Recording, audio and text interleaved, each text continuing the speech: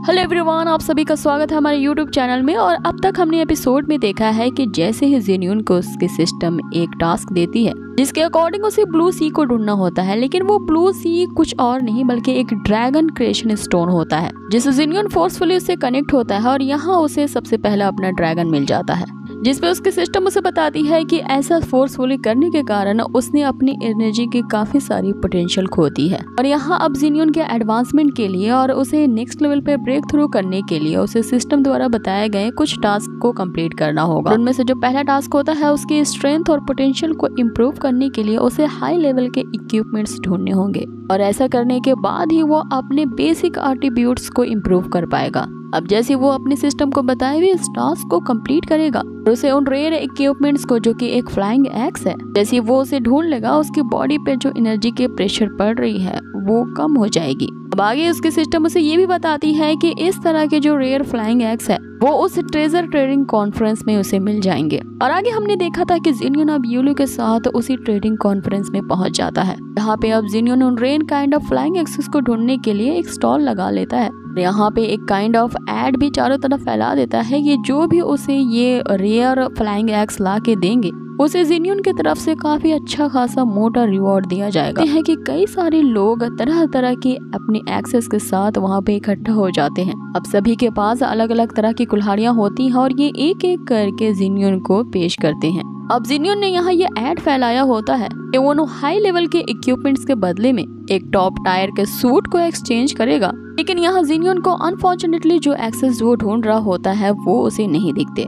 लेकिन यहाँ सभी को वो बारी बारी से हटाते हुए जो अगला कैंडिडेट उसके पास आता है, इसे देखते ही हमें वो कुल्हाड़ी और परी वाली कहानी याद आ जाती है। हाँ, वो तीन कुल्हाड़ियाँ लाया होता है, एक सोने की, एक चांदी की और एक लोहे की होती है, जिसपे जिन्यून उससे भी परे हटने को कहता है कि ये उनमें से नहीं है। तो वो जो आदमी होता है उन तीनों कुल्हाड़ियों को फेंक देता है और अब उसके सामने अपेयर करता है अपने खानदानी कुल्हाड़ी को, जिसे देखते ही जिन्यून चकरा जाता है और उससे चिल्लाते हुए कहता है कि तुम्हें ये किस एंगल से कुल्हाड़ी नजर आती है और क्या तुम सभी अंधे हो चुके हो? यहाँ पे बोर्ड पे साफ साफ लिखा है कि मुझे फ्लैंग एक्सेस की जरूरत है। जब तुम लोगों के पास ऐसा कुछ है ही नहीं है तो मेरा दिमाग खराब करने के लिए क्यों आ जा रहे हो? यहाँ जिन्यून सभी को भगा देता है वहां से और सोच रहा होता है कि ये जो फ्लाइंग एक्सेस का जो रियलिटी लेवल है ये तो काफी ज्यादा हाई है। दोनों एक्सेस को ढूंढते हुए उसे इतने दिन बीत गए हैं, इतना अच्छा रिवॉर्ड देने के बावजूद भी यहाँ कई सारे पागल आ रहे हैं उसके पास से अजीब अजीब से वेपन्स ले करके। अब जबकि हम जानते हैं कि जिन्यून जो कि फ्यूचर से आया होता है उसे पता था कि अभी ये सही वक्त है कि वो डिमोनिक ड्रैगन क्लैन वाले इसी ही समय आए थे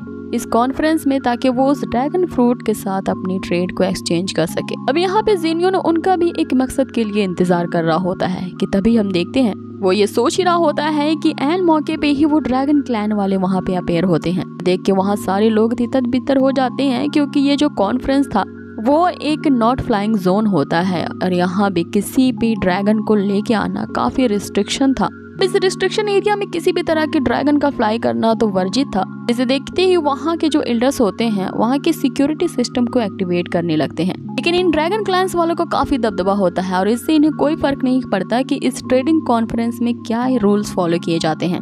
आगे हम देखते हैं कि वो ड्रैगन क्लैन का बंदा नीचे उतरता है जो सभी से कहता है कि हमारे रास्ते से हट जाओ अगर अपनी जान की सलामती चाहते हो तो।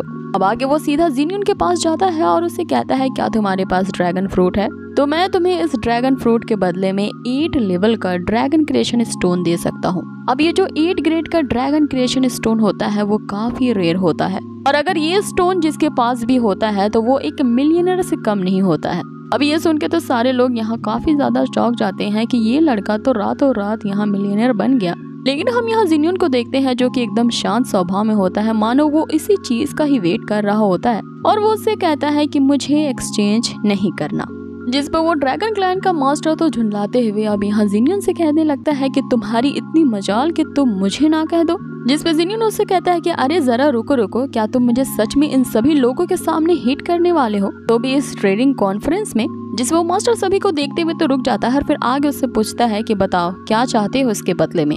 अब यहाँ पे जिन्यून रिवील करता है कि मुझे इस ड्रैगन फ्रूट के बदले में वो 9th ग्रेड का ड्रैगन क्रिएशन स्टोन चाहिए। इस पे वो मास्टर उसे कहता है कि क्या तुम्हारा दिमाग तो खराब नहीं है और तुम्हारी ये मजाल कि एक चूहे की पोजीशन पे होते हुए तुम एक लायन से डिमांड कर रहे हो?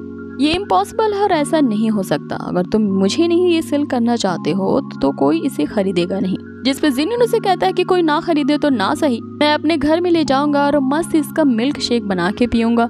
अब ये सुन के तो वो मास्टर आग बबूला हो जाता है और उसे सबक सिखाने वाला होता है कि वहाँ पे अपेयर होती है ड्रैगन क्लाइन की योर हाइनेस, जिसका नाम अकीरा होता है और आते ही सब इसको ग्रीट करते हैं। अब यहाँ जिनियन उसे देख के कहता है कि फाइनली कोई आया है जिसके साथ मैं डील कर सकता हूँ। अब यहाँ अकीरा उसे कहती है कि इस ड्रैगन फ्रूट के बदले में 8 ग्रेड का ड्रैगन क्रिएशन स्टोन सिंसियरिटी के साथ हमारे साथ एक्सचेंज कर लो, और वो ड्रैगन फ्रूट इतना तो रेयर नहीं है जिसके लिए तुम 9th ग्रेड का क्रिएशन स्टोन की डिमांड कर रहे हो, कहीं तुम ज्यादा लालची तो नहीं बन रहे। जिसपे जिनियन कहता है कि ड्रैगन फ्रूट जो है वो लाइफ सेविंग मेडिसिन है, और जहाँ तक मुझे लगता है कि इसकी कीमत उस 9th ग्रेड के ड्रैगन स्टोन से भी कई ज्यादा है, स्पेशली तुम्हारे लिए जबकि तुम इमरजेंसी में मेरे पास यहाँ पे आए हो। इस पे अकीरा उससे पूछने लगती है कि तुम्हारा कहने का क्या मतलब है। तो अब जबकि जिनियन के सारी चीजें पता ही होती है तो यहाँ वो उसे कह ही देता है कि तुम्हारे क्लैन का जो यंग मास्टर है उसे बचाना बहुत जरूरी है, तो तुम्हें नहीं लगता कि उस यंग मास्टर की जान की कीमत इस 9 ग्रेड के ड्रैगन स्टोन से कई ज्यादा है। जिसपे यहाँ वो कई ज्यादा सरप्राइज होते हुए उससे पूछती है कि आखिर तुम्हें इसके बारे में कैसे पता। आगे जिनियन यहाँ उनसे कहता है कि ड्रैगन क्लैन के जो ग्रैंड मास्टर हैं वो उस क्लैन के बाकी सब मामले को सुलझाने में बिजी हैं, और अगर तुम लोगों ने उनको इस बात का पता होने से पहले ये जो ड्रैगन फ्रूट है अपने यंग मास्टर को नहीं दिया तो इसका क्या परिणाम हो सकता है तुम अच्छे से जानते हो, क्योंकि ये जो ड्रैगन फ्रूट इतने रेयर होते हैं कि करोड़ों पेड़ों में से एकाध पेड़ में ही लगते हैं।